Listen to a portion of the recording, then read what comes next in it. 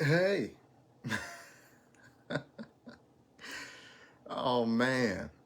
I haven't done one of these live things in 2 weeks. I got into a car accident. Um, it just threw me all over the place. Well, here I am as I've procrastinated doing this video.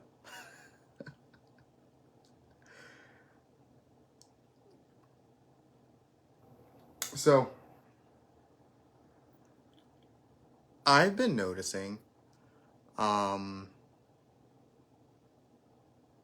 that we all know that the economy, right? It's having its thing going on, and people are really feeling the hit to their budget. It's really rough. Um, what made me want to do the video? So I was reading the Washington Post, right? And they had an article. It talked about how the travel industry, the retail industry, and the service industries, they're all seeing a decline in revenue. That's They watch that stuff pretty closely to see what Americans are thinking about, right? They take the pulse of you guys to see like uh, how's the economy doing? Are people really, is it really getting to people's pockets? Are they still spurting like, whatever, we're gonna eat out? But no, people are really peeling the back about that stuff. It's really hitting people. Gas prices, rent, and foods, really everything's going up. So they even talked about people getting haircuts. They said people that used to get their haircuts every 4 weeks, now they're down. Now they stretch it out to every 12 weeks. They talk about people not tipping as much. They either don't tip at all, or instead of tipping 20%, now they tip 10. They tip 10%. So the people doing hair and all the service industry, like food industry or whatever, they're feeling the tips and stuff. People are really starting to get tight on their money. So the question: Are people starting to feel the bad economy? The answer is yes. Like I said, between gas, rent, and food, it's a real thing, and people are calling for a recession. They're starting to say the R word. Yeah, they're calling for a recession. They're not. I haven't heard anyone say depression. You got certain things you got to wait before people start saying that. Um, but the stock market itself has officially entered into a bear market. These are scary terms for people, especially for people who didn't live through this stuff, like Gen Zers, the later millennials and stuff.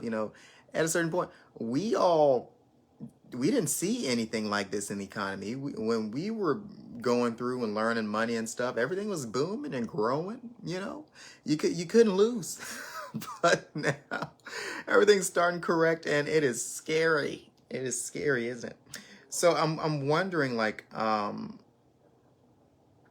does anyone expect rental rates to come down? So things are correcting. The stock market, um, the housing prices were crazy for a bit and stuff. Things are starting to correct, and I'm wondering if rental rates are going to. But I heard that I'm learning this stuff, right? I heard that the rental rates follow the housing market. It said that it should do that naturally. So I'm wondering if that comes down. Does that mean that rental rates are coming down? Anyway, I'm also I'm expecting crime rates to increase. I am, with the economy doing like it's doing, and then they're the is it the Fed? They're pulling money out of the economy and stuff. It's gonna get tight. So I think people are gonna resort to some stuff. I was riding doing Uber, and I met this guy. He does stuff. He's a big shot guy. He worked on a project or whatever. He's telling me this, and we're talking, and he's like, the ladies he worked with, at first everybody was balling, getting their BBLs and stuff. Everybody's getting their BBLs and all types of things, and now he's saying that women are hitting him up more than ever, quite regularly, to like saying, hey, if you I'll sleep with you if you give me this money, or if you just pay my car note, just pay my rent. He said his friends are telling him that women are doing this. So it's like, and it's not just women, I'm sure. I know men do it too. We got OnlyFans and all types of stuff. People do that. I'm not judging, whatever.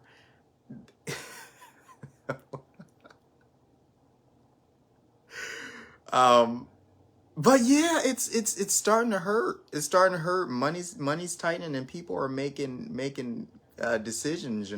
I even read in the article they were talking about people who people for a while there, people were just all willy nilly replacing their roofs, going with the expensive stuff, and now people are just holding off. Just you slide the bucket under the leak.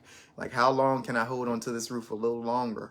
They said that people are opting for the more cheaper stuff. So like I'm really I'm not wondering. It's quite apparent that this stuff is real. We're all feeling it. Airbnbs. So speaking of speaking. Thank you, Monty. I appreciate that. I got one. I'm trying to do this thing. I'm trying to do the YouTube and all the video. I'm trying to do it. But I was thinking, like, what ways are people making money, right? And of course, people make money through, there are many avenues now. People do social media. They do the OnlyFans. That's social media anyway. People have all types of businesses, skincare. There's a lot of ways to make money, gig economy and all types of stuff. But one way in particular, as far as when you bring in the conversation of wealth building, right? People talk about rental housing, and newest form, I think, is probably Airbnb. Now, if you are aware, Atlanta, ATL, I believe it's Atlanta, they are putting restrictions on the number of Airbnbs that their residents can have. It's like you can only have 2, and one of them must be your primary residence or whatever. So like, they're starting to crack down on this stuff. So as far as like trying to maneuver in this economy and figure out which ways you can sustain yourself and build wealth and all that stuff, people are looking at ATL's lead on that and wonder if other cities are going to follow suit. These cities, they invest heavily in hotels and stuff, give them great tax breaks because when tourists come in to shop, city gets revenue from taxes and all that stuff. This stuff gets complicated. But the question comes as far as Airbnb, because I'm wondering, like, when people maneuver and do stuff, the people who were really dependent on that, they're keeping an eye on this stuff too. Like, we all gotta be careful. Like, it's coming down hard. I don't want to be doom and gloom. I hate that. I don't want to be doom and gloom guy. But I'm just trying to wonder, because that article was like, really, these economists and stuff, these people are really watching stuff, and hard data is starting to come out that it's affecting people's pockets, or the consumers are starting to move differently. Housing prices are starting to come down. You guys know that people are going crazy about those houses. They were spending $50,000, $100,000 over asking price, sight unseen. That means, you got a house. I don't need to see it. You're supposed to get this stuff checked out, get a professional walk it, make sure everything's, how it should be, up to code and all that good stuff. And people are just like, hey, I just want the house. There are people standing lines and lines of people to buy houses. Like, it was really crazy. And that stuff is starting to mellow out a bit. So the housing market, I think, is probably, I think everyone can agree that there's some kind of correction going on, okay? So if you want to buy a house, maybe it's becoming a time for you to get back. Is it becoming a buyer's market again? It's a good question. We have officially entered a bear market in the stock market. And so here's the thing with that, right? Unless you are retired, about to retire, or are a day trader, you shouldn't be panicking. Don't worry about it. Don't worry. And I'm laughing, and people are probably like, the sky's falling. Listen, This, according to the professionals, this is a great buying opportunity. So imagine you wanted to buy new shoes, whole bunch of new shoes, right? Imagine you want to buy new shoes, and all of the shoes that you like are now 70% off. You'd go buy all the shoes, right? You go buy all the shoes. So that's what the stock market is doing. So you don't panic. Now, if you are retiring, about to retire, or you do day trading, listen, I understand this is a reason to panic. You should probably talk to a professional about this stuff. I'm no professional. I'm just talking here. I'm not a yeah. You probably can pick that up, huh? These are just some things that stood out to me, and I'm watching to see, and I'm learning, and these things happen. They go in cycles, right? One moment economy's up, one moment it's down, regardless of what is the cause, the war, or political parties in house, incompetency on anybody's end. I'm not calling anyone incompetent. I'm just saying different things can happen and play calls into current day circumstances, and for one reason or another, whatever have you, stuff happens, and we go through these ebbs and flows, right? So I'll leave you with this. I don't want this video to go long. If you don't have any money saved, it's best to start there, okay? If you scrape together $1,000, it's best to just save it. You won't be getting rich by investing $1,000, but it could put you in a tough spot if you don't have it. So I'll give you an example. Let's say you let's say you don't have any money saved, okay? Let's say you scrape together $1,000 and you put it into the market, and let's say by chance you make 300%. That's amazing. And you end up with $3,000. That didn't make you rich. It didn't make you rich, okay? But let's say that you put the $3,000 in there, right, and you lose 50% of it. Boom, it's gone. You only got 500 now, 500 of value, right? And then you get into a car accident, like me, and your deductible is $1,000. Well, now you got to come up with it. It would have been better if you just stuck it in your savings. You don't have any money, so don't try to make big boy moves. Not right now. Just focus on the important stuff. Save right now. Just get your money together. It's okay.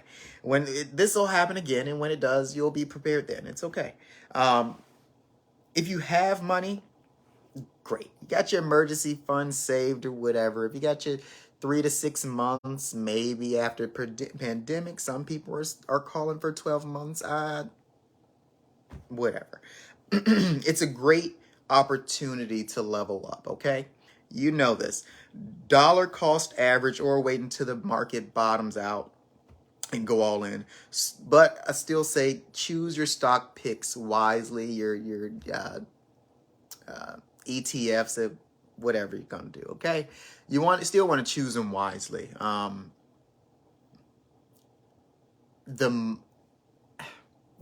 Yeah, that's what they say. This is great. This is a great time to buy.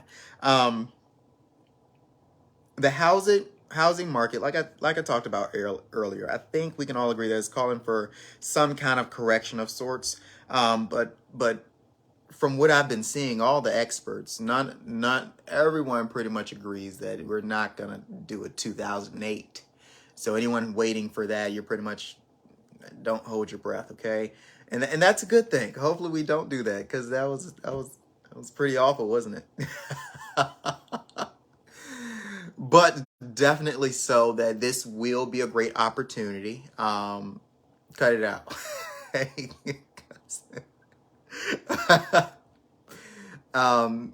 Nonetheless, this will be a great opportunity. People signing up for these high interest rates, people got the balloon mortgages. I don't think they call them that, adjustable rate mortgages. Anyway, tomato, I don't know.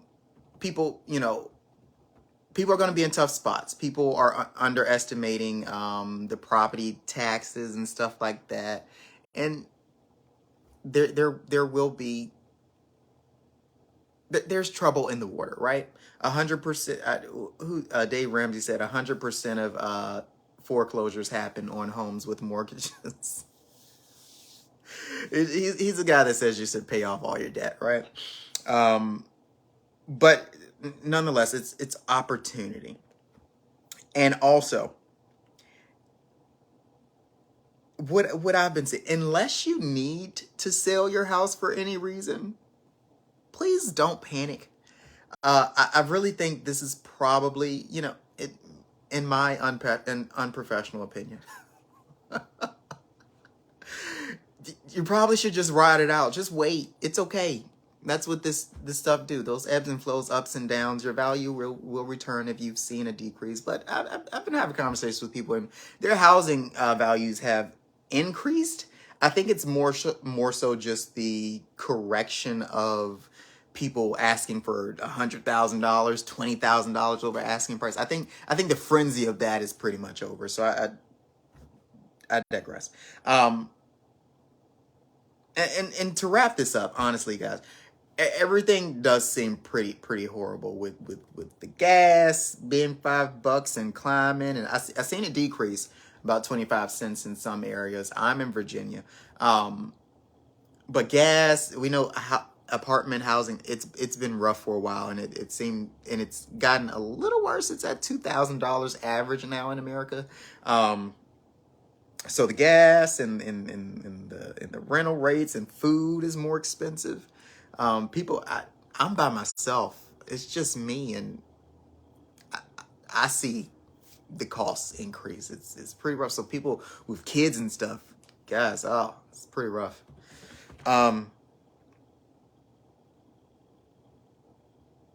Best advice I can give you.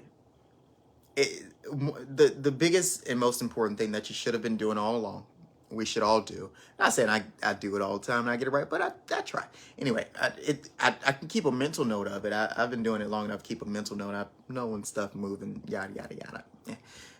Budgeting. Budgeting is real important, okay? Guys, just, you got to budget, watch your money, especially in this time. If there was ever a time that you want to watch your money, it's now, right? You want to know what's going in, what's coming out, where you need to cut back. And that's my second thing. Cut back on expenses. Leading by example here, I'm going to learn to cut my own hair. Yeah, I'm going to try it. If you don't see me for 2 months, it's because my hair's grown back and I don't want to get on camera. Do what you can to cut back, right? If you used to go out every weekend, maybe go out 2 weekends out of the month. If you like to take a drive all around just to clear your mind, listen to music, you might just want to walk the block. Walk around the block. Like, seriously, this is not the time to be splurging. Second, the third thing I'll give you is to work. This is probably time you gotta work hard. If you got one income household, it's probably time for a dual income household.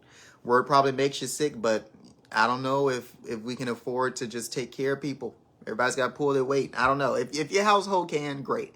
If not, then it's probably time that everybody gets to work. It just calls for times like this. And then when the economy and gas prices and food prices, everything goes down, get back out of the workforce. Who cares? I don't care. And the last thing I can tell you, like I said, I think crime is going to increase. And with other things, I think this is probably a good time just to keep your head down and focus. Focus on your finances, really, and make sure that you're keeping your mental health together and all that stuff. Make sure you're spending time. This is a great time for what I'm looking for. What is it? Those that one-on-one time with your loved ones. This is a great time for that. Yeah, not going out to the club, but stopping by your loved one's home and saying, "Hey, how you doing?" Fixing some drinks at the house. No underage drinking. Cook some, throw something on the grill, cook at home. This is the time for that. This is probably not the time for you to go spend $200 eating out with friends on the weekend or something. If you got it, good. If you don't, listen up, please. Yeah, just keep your head down. Like I said in the earlier part of the video, if you have the money, if you don't have any money saved, you want to start doing that. Okay.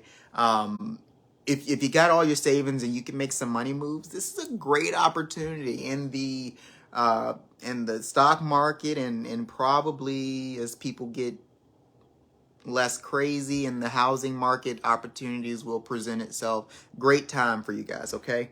Um, but the fact is that we're all bracing for impact here. People, got Chicken Littles saying that the sky is falling. You got people saying everything's good. We're all good, right? Everything's good. We're good. And no one can predict the future. We don't know if this thing's going to get worse or get better. But in the meantime, in between time, today, right now, reality is that times are tough. So buckle in, all right? Well, this is Dominic. This is your spiritual and life guide. I'm gonna put that in. I've decided that's what I call myself anyway. I'm a guide of sorts, and I'm guiding you guys today to. I hope everyone's okay. Good night. Take care.